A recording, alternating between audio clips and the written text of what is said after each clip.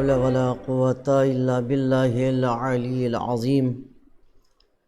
أعوذ بالله من الشيطان اللعين الرجيم. بسم الله الرحمن الرحيم. الحمد لله رب العالمين، والصلاة والسلام على أشرف الأنبياء والمرسلين وخاتم النبيين أبي القاسم محمد وعلى أهل بيته الطيبين الطاهرين المعصومين ولعنة الله على أعدائهم أجمعين من الآن إلى قيام يوم الدين. أما بعد، فقد قال الله تعالى سبحانه في كتابه الكريم: بسم الله الرحمن الرحيم.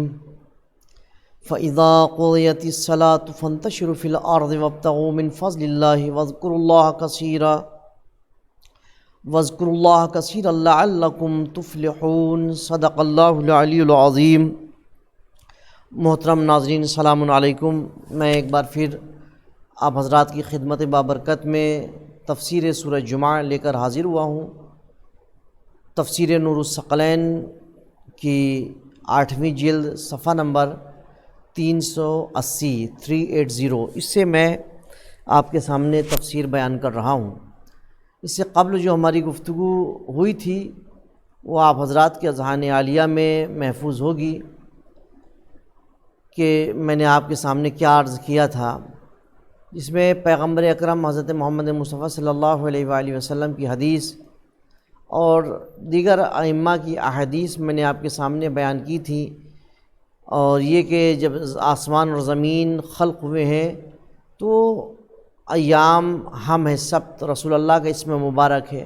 اور میں نے عرض کیا تھا کہ ہر امام اور ہر معصوم سے الگ الگ دن منسوب ہے، اور یہ منع کیا گیا ہے کہ دنوں سے دشمنی نہ کرو، دنوں کو اپنا دشمن نہ بناؤ، کہیں ایسا نہ ہو کہ یہ قیامت کے دن تمہارے دشمن ہو جائیں. لہذا ہمیں دنوں کو اپنا دشمن نہیں بنانا چاہیے. اور میں نے ایک بات یہ عرض کی تھی کہ جتنا فکر مند ہم سعد و نحس کے چکر میں ہوتے ہیں شادی وغیرہ میں، کاش کہ اتنا ہی فکر مند ہم حرام و حلال میں ہوتے تو واقعی نسلیں بہترین آگے بڑھ رہی ہوتی ہیں اور کسی کو شکوہ و شکایت کا موقع نہ ملتا. لیکن افسوس کا مقام یہ ہے کہ سعید نحس بد اس پر تو بہت زیادہ توجہ کرتے ہیں. مولانا صاحب کی بھی بلا لیں گے، جنتری بھی اتنی معتبر ہو جائے گی کہ اس کو بھی رکھ لیں گے، اس میں دیکھیے اس میں ہمارے لیے کیا پیغام ہے، کون سی ڈیٹ. یعنی جنتری اتنی معتبر ہو گئی کہ اس پر عمل کر دیں گے. اگر جنتری لکھنے والے نے کہہ دیا کہ فلاں تاریخ سعد ہے، فلاں تاریخ نحس ہے، فلاں بد ہے، تو اس پر عمل کرتے ہیں اور اس میں ایک چاہے جتنا جو کچھ کہہ دے پھر اب اس تاریخ پہ کام کرنے کو تیار نہیں ہے. کاش کہ جتنے غور و فکر سے ہم جنتریوں کو پڑھا کرتے ہیں اتنی ہی غور و فکر کے ساتھ ہم قرآن مجید کی تلاوت کر رہے ہوتے. اور اگر قرآن مجید کی تلاوت اسی طریقے سے غور و فکر کے ساتھ کرتے تو آج معاشرہ کہیں سے کہیں ہوتا، بہت ترقی پر ہوتا. معاشرہ ہمارا ترقی نہیں کر رہا ہے، اس کا سبب ہی یہی ہے کہ ہم نے کبھی بھی قرآن کو اٹھا کے دیکھنے کی ضرورت نہیں سمجھی. شادی بیاہ آئی تو فوراً بس جنتری کو اٹھا کر کے دیکھ لیا، تاریخ کو دیکھ لیا، سعد و نحس دیکھ لیا. پھر یہ نہیں دیکھتے کہ حرام پیسہ آیا ہے، کیسا پیسہ ہے لگ رہا ہے، شادی میں لگ جائے. کوئی بات نہیں، حرام و حلال کی کوئی رعایت نہیں ہوتی، نجس پاک کی کوئی رعایت نہیں ہوتی، پردہ اور بے پردے کی کوئی رعایت نہیں ہوتی، محرم و نامحرم کی کوئی رعایت نہیں ہوتی، کچھ بھی رعایت نہیں ہوتی ہے. بس کہاں پر رعایت؟ سعد اور نحس دیکھ لیجئے. اللہ اکبر، کیا کہیں ایسے مسلمانوں کو جو صرف اور صرف سعد و نحس کی وجہ سے ہی مسلمان نظر آتے ہیں، باقی حرام و حلال، محرم نامحرم، نجس پاک، کسی چیز کی کوئی تمیز نہیں رہ جاتی. عزیزان محترم، یہ جو معاملہ ہے اس سے کسی ایک طبقے سے تعلق نہیں ہے کہ غریب طبقہ یا متوسط طبقہ یا بڑے پیسے والے لوگ. ہر انسان کو میں نے یہ کرتے دیکھا ہے کہ اس بہت زیادہ فکر مند ہوتے ہیں تاریخ کے لیے. خدا را جتنے غور و فکر سے جنتری پڑھتے ہیں اسی طرح اسی غور و فکر سے ہم قرآن مجید پڑھنے لگ جائیں تو واقعی ہماری مشکلات دور ہو جائیں گی اور ہمیں ہماری مشکلات کا حل مل جائے گا اور معاشرہ بھی ترقی کی طرف گامزن ہو جائے گا. معاشرہ ترقی کی طرف گامزن نہ ہونا اس کی وجہ یہی ہے کہ ہم قرآن کی طرف اور اہل بیت کی سیرت کی طرف پلٹ کر نہیں دیکھتے. کاش کہ جس طریقے سے حرام و حلال ساد و نحس دیکھ رہے ہیں، شادی بھی ہم دیکھتے اور یہ عالم کے پاس جاتے اور کہتے ہیں مولانا صاحب ہمیں اپنے بچی کی یا اپنے بیٹے کی شادی کرنی ہے، ذرا آپ ہمیں یہ بتائیے کہ ہمارے اماموں نے کس انداز سے شادی کری ہے تاکہ ہم اسی انداز سے کریں۔ وہ نہیں دیکھیں گے کسی غریب کا دل دکھ رہا ہے کوئی بات نہیں، کسی بے سہارا کسی یتیم کا دل دکھ رہا ہے کوئی بات نہیں، انہیں تو بس شو آف کرنا ہے اور دکھانا ہے۔ محترم ناظرین، یہ غور کرنے کی ضرورت ہے، بات سچ ہے، کڑوی ہے، لیکن حقیقت پر مبنی ہے جو میں کہہ رہا ہوں۔ آپ کسی کے سامنے بھی خود آپ اس بات کو سوچیں گے تو آپ اسی نتیجے پر پہنچیں گے کہ واقعی جتنا ہم غور و فکر ساد و نحس میں کرتے ہیں، دن اچھا ہے دن برا ہے اس پر کرتے ہیں، اتنا ہی غور و فکر اگر ہم سیرت اہل بیت اور قرآن پر کرتے تو آج ہمارا مقام اور زیادہ بلند ہوتا۔ بہرحال میں نے جس آیہ کریمہ کی تلاوت آپ حضرات کے سامنے کی ہے، فَإِذَا قُضِيَتِ الصَّلَاةُ فَانتَشِرُوا فِي الْأَرْضِ وَابْتَغُوا مِنْ فَضْلِ اللَّهِ وَاذْكُرُوا اللَّهَ كَثِيرًا لَعَلَّكُمْ تُفْلِحُونَ۔ اور جب نماز ختم ہو جائے تو پھر اپنے کاموں کے لیے زمین میں پھیل جاؤ اور اللہ کا فضل تلاش کرو اور کثرت کے ساتھ اللہ کو یاد کرو تاکہ تم فلاح پا جاؤ۔ یعنی یہاں پر ایک کلیہ پروردگار عالم نے بیان کر دیا کہ جب نماز جمعہ ہو رہی ہو تو نماز جمعہ میں آمادگی کرو جانے کے لیے اور خرید و فروخت کو ترک کر دو، بند کر دو، اور جب نماز جمعہ ختم ہو جائے تو پھر تم اپنے کاموں کے لیے زمین میں پھیل جاؤ، یعنی تمہارا جس جگہ جہاں پہ بھی کام ہے تم وہاں جاؤ، اپنے کام کو دیکھو، اور اس کام کے ساتھ ساتھ یہ مت سوچو کہ تم بہت اچھے کاریگر ہو لہٰذا اب تمہاری اس کاریگری کی وجہ سے بہت سے کسٹمرز آئیں گے اور بہت کام آئے گا اور تم بہت پیسہ کما لو گے۔ نہیں، جاؤ پھیل جاؤ اپنے کام میں لگو اور اللہ کا فضل تلاش کرو کہ اللہ کے فضل سے جو رزق تمہارے پاس آئے گا اس میں کمی نہیں ہوگی۔ ہماری ذاتی کمائی میں کمی ہو سکتی لیکن اگر اللہ کا فضل شامل ہو جائے تو کوئی کمی نہیں ہو سکتی ہے۔ اور کثرت کے ساتھ اللہ کو یاد کرو، ایسا نہ ہو کہ تمہارے پاس آمدنی بڑھنے لگ جائے اور تم پیسے والے بن جاؤ تو تم اپنے اللہ کو بھول جاؤ۔ نہیں، کثرت کے ساتھ اللہ کو یاد کرتے رہو تاکہ تم فلاح پا جاؤ، تاکہ تم کامیاب ہو جاؤ۔ عزیزان محترم، ہم اب غور کریں کہ ہم کتنا اللہ کو یاد کرتے ہیں۔ ہم مال و دولت کماتے ہیں، ہم آگے بڑھتے چلے جا رہے ہیں، پروردگار عالم تمام محبان اہل بیت کو اور ترقی عطا کرے، لیکن غور کریں کہ آخر ہم دولت جب جیسے جیسے بڑھتی جا رہی ہے تو خدا کی یاد میں بھی اضافہ ہو رہا ہے یا کمی ہو رہی ہے؟ اگر خدا کی یاد میں اضافہ ہو رہا ہے اس کا مطلب یہ ہے کہ وہ جو کچھ بھی ہمارے پاس رزق میں اضافہ ہو رہا ہے وہ خدا کے فضل و کرم سے ہو رہا ہے، اور اگر خدا کی یاد کم ہوتی چلی جا رہی ہے، سمجھ لیں کہ ہم خدا کو بھول گئے، اب وہ دولت ہمیں کام نہیں دے گی، فائدہ نہیں دے گی، بلکہ خدا بھی اب ہم سے راضی نہیں ہے۔ خدا سے راضی رکھنے کا اور یہ معلوم کرنے کا طریقہ بہترین طریقہ ہے، اگر معلوم کرنا چاہتے ہیں خدا راضی ہے یا نہیں تو ہمارے پاس جیسے جیسے دولت میں اضافہ ہو رہا ہے، علم میں اضافہ ہو رہا ہے، ویسے ہی خدا کی یاد بھی زیادہ ہو رہی ہے یا کم ہو رہی ہے؟ یاد زیادہ ہو رہی ہے، اس کا مطلب کہ خدا کا فضل و کرم شامل حال ہے۔ یاد کم ہو رہی ہے تو خدا کا فضل و کرم شامل حال نہیں ہے۔ پھر دعا کرنا چاہیے کہ پروردگارہ اپنے فضل و کرم کو ہمارے شامل حال رکھ، ہمیں ایسی دولت نہیں چاہیے جس میں تیرا فضل و کرم نہ ہو، میرے اللہ ہمیں ایسی دولت دینا کہ جس میں تیرا فضل بھی ہو، تیرا کرم بھی ہو، اور ایسی دولت ہو کہ جس کے ذریعے سے ہم تیرے نزدیک پہنچ سکیں، ایسی دولت نہ ہو کہ دولت مل جائے اور ہم تجھ سے دور ہو سکیں۔ پروردگارہ ایسی دولت دینا کہ جو تجھ سے قربت کا سبب قرار پائے، ایسی دولت نہ دینا کہ جو تجھ سے دوری کا سبب قرار پائے۔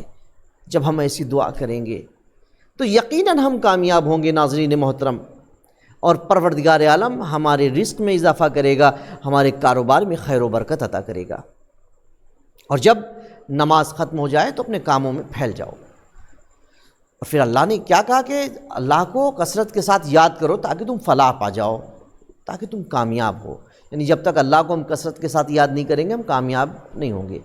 تفسیر مجموع البیان کی روایت کے مطابق رسول اللہ نے اس آیہ کریمہ کی وضاحت کرتے ہوئے فرمایا کہ جب نماز ختم ہو جائے اور تم زمین میں پھیل جاؤ تو اس میں پھیلنے سے مراد دنیا طلب نہیں ہے، بلکہ مریض کی عیادت کرو، کسی مومن کا جنازہ ہو تو اس میں شرکت کرو، اور اپنے برادر ایمانی سے اللہ کے لیے ملاقات کرو۔ جمعہ کا دن اس لیے مخصوص کیا ہے، اب ہم دیکھیں کہ ہم کتنا عیادت کے لیے جاتے ہیں مریض کے.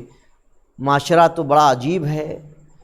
اگر کوئی دولت مند بیمار ہوا ہے تو سب چلے جاتے ہیں دیکھنے, کوئی غریب بیمار ہے تو پوچھتے بھی نہیں ہیں. یہ حالات ہے, یہ معاشرہ ہے. اس سے خدا خوش نہیں ہوگا. کسی مومن کا جنازہ ہو تو اس میں ضرور شرکت کرو, اپنے برادر ایمانی سے اللہ کے لیے ملاقات کرو. امام جعفر صادق علیہ السلام سے مروی ہے کہ رسول اللہ نے فرمایا, جب تم میں سے کوئی آدمی نماز فریضہ پڑھ لے اور مسجد سے نکلنے لگے تو مسجد کے دروازے پر ٹھہر جائے اور یہ دعا پڑھے, کیا, اے میرے اللہ, تو نے مجھے بلایا ہے, میں نے تیرے بلاوے پر لبیک کہا ہے, میں نے تیری فریضہ نماز پڑھی ہے, اب تیری زمین میں پھیل رہا ہوں, جس طرح کہ تو نے حکم دیا ہے میں تیرے فضل سے تیری اطاعت کا سوال کرتا ہوں اور تیری ناراضی سے بچنے کا سوال کرتا ہوں. رسول اللہ کی حدیث ہے کہ آپ نے فرمایا, جس نے بازار میں اپنے کاروبار کی مصروفیت کے دوران مخلص ہو کر اللہ کا ذکر کیا, جس وقت دنیا غفلت میں پڑی ہوئی ہو تو اللہ تعالیٰ اس کے نام اعمال میں 1000 نیکیوں کا ثواب لکھتا ہے اور قیامت کے دن اس کی مغفرت فرمائے گا. رسول اللہ فرماتے ہیں, ہر جمعے کے دن 60,000 جہنمیوں کو جہنم سے نجات کا پروانہ ملتا ہے. اللہ اکبر. اور جب انہوں نے تجارت یا کھیل تماشا ہوتے دیکھا تو ادھر کو چل پڑے اور آپ کو کھڑا ہوا چھوڑ دیا. وَإِذَا رَأَوْا تِجَارَةً أَوْ لَهْوًا انفضوا إِلَيْهَا وَتَرَكُوكَ قَائِمًا. اور جب انہوں نے تجارت یا کھیل تماشا ہوتے ہوئے دیکھا تو ادھر چل پڑے, تمہیں تنہا چھوڑ کے چلے گئے, تو آپ کو کھڑا ہوا چھوڑ دیا. جابر بن عبداللہ الانصاری کہتے ہیں کہ جمعہ کا دن تھا, نماز جمعہ قائم ہو چکی تھی, مدینے میں ایک تجارتی قافلہ آیا. اس وقت ہم رسول اللہ کے ساتھ نماز میں مصروف تھے. جو ہی قافلے کا طبل بجا تو سوائے 12 آدمیوں کے سب لوگ قافلے کی طرف چل پڑے.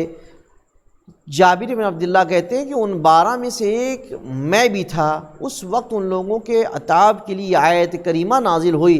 اکثر محدثین نے یہی لکھا ہے کہ ان دنوں مدینے میں قحط تھا اور ہر چیز مہنگی ہو چکی تھی. تو اس دوران کچھ افراد کا تجارتی قافلہ شام سے آیا. جس وقت رسول اللہ جمعے کا خطبہ دے رہے تھے, جب لوگوں نے قافلے کی آمد کی اطلاع سنی تو سب قافلے کی طرف چل پڑے.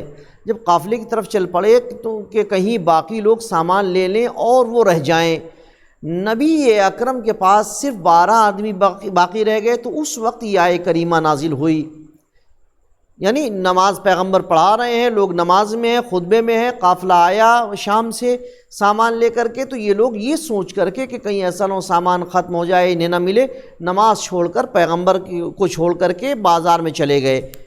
کل 12 افراد پیغمبر کے پاس بچے. آپ نے فرمایا, اس ذات کی قسم, یعنی خدا کی قسم, جس کے قبضہ قدرت میں میری جان ہے, اگر تم بھی ان کے پیچھے چلے جاتے اور کوئی آدمی میرے پاس نہ رہ جاتا تو یہ وادی آگ سے بھر جاتی اور تم میں کوئی بھی باقی نہ رہتا. امام محمد باقر علیہ السلام سے پوچھا گیا, نماز جمعہ میں خطبہ کس صورت میں دے؟ آپ نے فرمایا, کھڑے ہو کر خطبہ دے, کیونکہ اللہ تعالیٰ نے سورہ جمعہ میں فرمایا وَتَرَكُوكَ قَائِمًا, انہوں نے آپ کو کھڑے ہونے کی صورت میں چھوڑا. نبی اکرم نے حضرت علی کو وصیت کرتے ہوئے فرمایا, اے علی, 3 چیزیں دل کو سخت کر دیتی ہیں, لہو و لعب, شکار کرنا اور بادشاہوں کے دروازوں پر جانا. یہ چیزیں دل کو سخت کر دیتی ہیں. امام محمد باقر علیہ السلام نے فرمایا, مومن کا لہو 3 چیزوں میں ہے, اپنی بیوی سے استفادہ, اپنے برادری ایمانی کی پھلوں سے پذیرائی اور نماز شب. یعنی محترم ناظرین, کیا اہمیت ہے ان 3 چیزوں کی, جس میں برادر ایمانی کی پھلوں سے پذیرائی, مہمان نوازی اور نماز شب اور اپنی بیوی سے استفادہ. یہ پیغمبر اکرم کی حدیث اور 5ویں امام محمد باقر علیہ السلام کی حدیث ہے. گویا ہم نے جو نتیجہ اس سے اخذ کیا, نتیجہ یہی ہے کہ ہم مومنین کے احوال پرسی کریں, مریض کی عیادت کریں, مومن برادر ایمانی کی ہم پذیرائی پھلوں سے کریں اور ان تمام چیزوں پر عمل کریں جو کہ پیغمبر اکرم سے بذریعہ خداوند عالم نے بذریعہ پیغمبر ہم تک پہنچایا ہے۔ انشاءاللہ ہماری بات یہیں پر آج تمام ہو رہی ہے سورہ جمعہ کی۔ انشاءاللہ کل ایک نئے سورے کے ساتھ آپ حضرات کی خدمت میں حاضر ہوں گا۔ جب تک کے لیے آپ سے اجازت چاہتا ہوں۔ خدا حافظ، وآخر دعوانا ان الحمد للہ رب العالمین۔